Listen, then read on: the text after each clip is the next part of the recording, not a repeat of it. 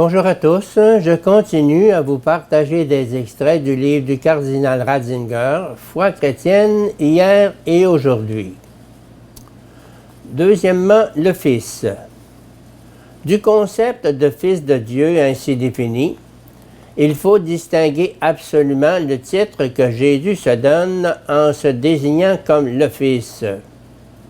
Ce dernier mot a une autre histoire, il appartient à un autre vocabulaire, il appartient au langage énigmatique des paraboles dont Jésus se servait à la suite des prophètes et des maîtres de sagesse d'Israël. D'autre part, ce mot n'est pas destiné à la proclamation à l'extérieur, il est réservé au cercle très intime des disciples de Jésus. Son véritable lieu d'origine est à chercher probablement dans la vie de prière de Jésus. Il correspond au mot « Abba » par lequel Jésus s'adresse de façon toute nouvelle à Dieu. Joachim Jérémias a montré par des analyses rigoureuses que les paroles rapportées par le Nouveau Testament grec en araméen, langue maternelle de Jésus, sont particulièrement importantes pour retrouver la manière de s'exprimer originelle de Jésus.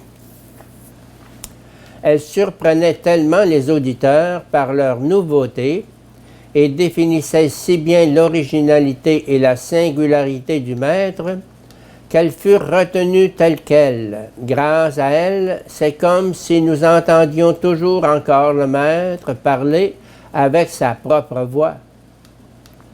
Parmi ces quelques joyaux où la communauté primitive nous a conservé, sans le traduire, le parler araméen de Jésus, y percevant de façon particulière, frappante, Jésus lui-même, figure l'apostrophe « Abba, Père ».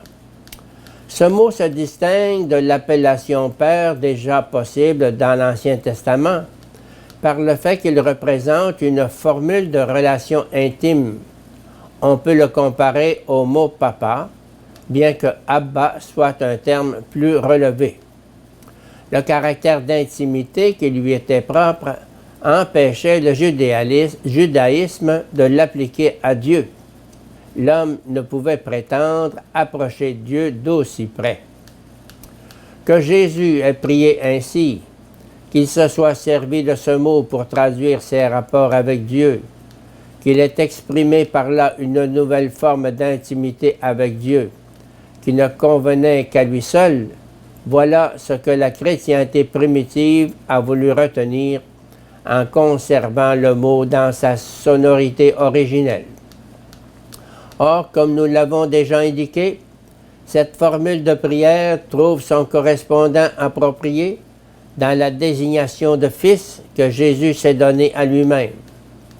Les deux ensemble expriment la nature particulière de la prière de Jésus, la conscience qu'il avait de Dieu, et dans laquelle, de façon très discrète sans doute, il permettait à ses amis les plus intimes de plonger leur regard.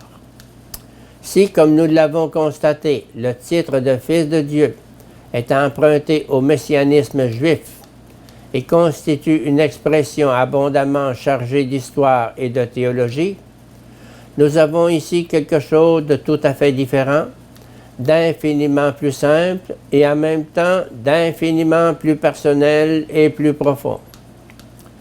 Nous percevons ici l'expérience de la prière de Jésus, la proximité de Jésus, qui distingue sa relation à Dieu de celle de tous les autres hommes.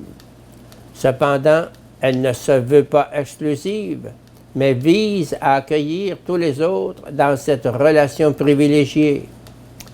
Jésus veut en quelque sorte les introduire dans sa propre attitude à l'égard de Dieu, de telle sorte qu'en lui et avec lui, ils puissent, comme lui, dire à Dieu « Abba ». Aucune distance ne doit plus les séparer désormais. Ils doivent être inclus dans cette intimité qui est réalité en Jésus.